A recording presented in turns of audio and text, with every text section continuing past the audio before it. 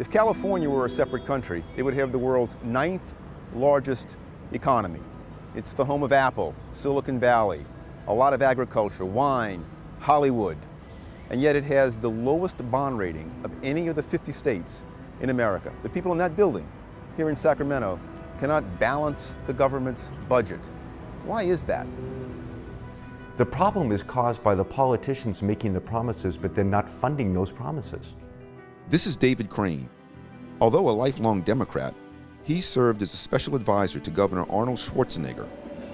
Now, he's heading Govern for California, an initiative to get a few good people elected to the state legislature. I found that even though I had spent all of my life interested in politics, and I had backed candidates, and I considered myself knowledgeable about political issues, that I knew nothing about what really took place politically in California. The best example I can come up with is in 1999, when it was a dot-com boom in the United States, and stock markets were doing really well.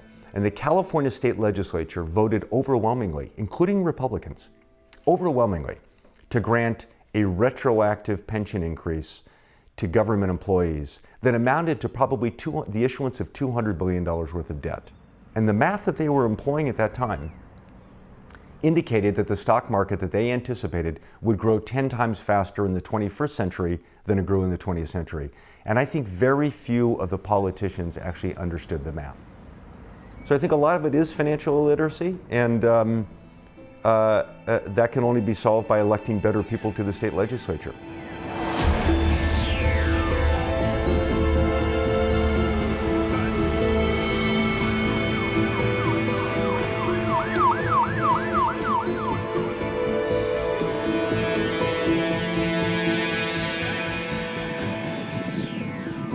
This is Stockton, California, located about 2 hours by car from San Francisco.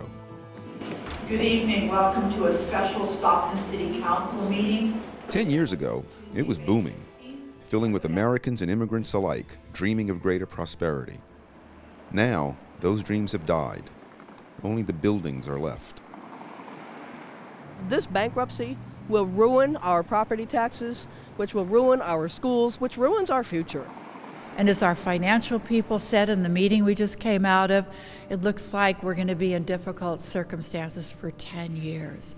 10 years. And so that seems an endless amount of time to a mayor who hopefully will be here another 4 years, but 10 years to deal with these kinds of decisions and budget cuts and restructuring is really a mountain that we have to climb.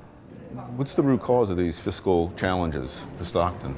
We've had some very poor decisions made in the past. There's some agreements that were made with employee groups that we can't afford any longer, and there was also a debt that we got into for facilities that were built in Stockton that we can no longer afford. We have millions of dollars in debt that we have to pay off that we simply don't have the revenues for. The problems that cities like Stockton, California are facing, or San Jose, California, the state of California, are all problems that were foreseeable many years ago. The leaders at that time spent a lot of money. They bonded a number of infrastructure projects because they felt that the money would continue to come in.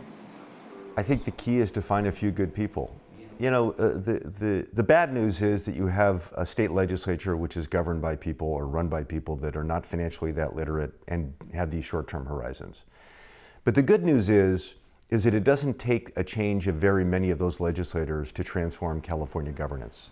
At our organization, Govern for California, we require the following of the people that we're interested in supporting. 1, high levels of basic intelligence, which is lacking, seriously lacking among state legislators. 2, financial literacy, which is lacking more than anything else among state legislators. 3, diligence. I know state legislators who don't even read their own bills. The bills that they themselves introduce, they don't read their own bills. 4, electability, people that will be liked by their fellow citizens so they have a chance of getting elected. And 5, and the most important, is courage. And we define courage as the willingness to stand for something greater than themselves. California famously is a trendsetter. Where Californians go, much of the world seeks to follow.